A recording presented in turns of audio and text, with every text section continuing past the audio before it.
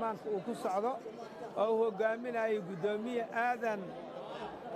Sheekh Aadan Maxamed Nuur kelmadaha uu ku hadlayna kelmado sax oo lagu qanci karo iyo qaabku u sameeyay in guddiga qabanqaabada doorashada madaxweynaha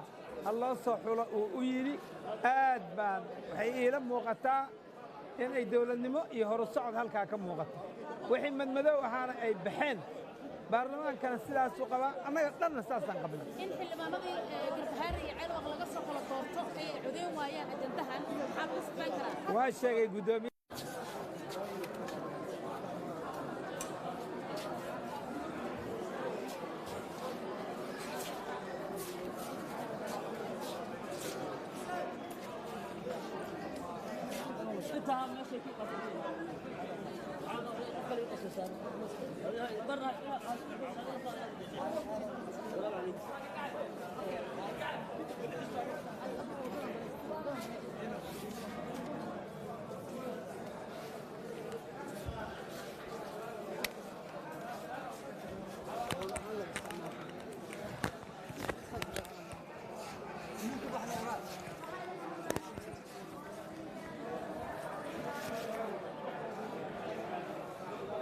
dalsan TV ku soo dhawow kalfadhiga baarlamaanka furmay maadaama aad tihiin xildhibaanadii laga soo doortay ee garbaxarri haddana idinka iyo ceelwaaqba wuxuu guddoonku sheegay in dadka ajandahan maanta codeynaya idinka mid ahayd sifadu maxay tahay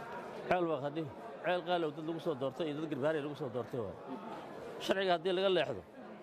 cadaalad darrada waxaa keeno ama la yidhaahdo khilaafka waxaa keeno wax meesha ku jiro oo laga bixinayo iyo waxaan meesha ku jiro la soo gelinayo intaasaa keentay khilaafka marka waxaan meesha ku jirnaa la soo gelinayaa 17 September wax ka leexsan baa lagu socdaa yaa la rabaa in la soo geliyo taasaa meesha ku jirta wixii 17 September wada ogol Soomaaliya ay labada gole ee baarlamaanka Soomaaliya ay ansixiyeen madaxweynaha uu saxiixay haddii meesha laga bixiyo cadaalad darra markaa soo gelaysa meesha ayada taas weey wax khilaaf kale ma jiro haddana 17 September baan ka sugaynaa gudoomiyaha baarlamaanka soo asaga ku fadhiyo baan ka sugaynaa wax kale sugayna ma leh si iidan buuq u kicinin darteed ayay ahayd waxa u fadhiya golaha la idin dhahay inaka stuuyiga xiga ama waqtiga xiga maxaa filan kartaa wallaahi ma ka hor dhacaya taa ayada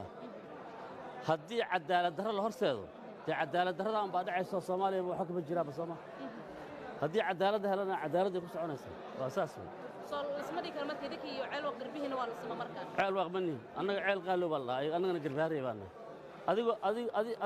meesha aad ku dhalatay haddaad diiddo in lagugu doorto oo meel kale lagu doorto aad tiraahdo maxaa tahay adiga ku taalataa ayada taa adiga la isweydii idinka wariyaasha la isku noqon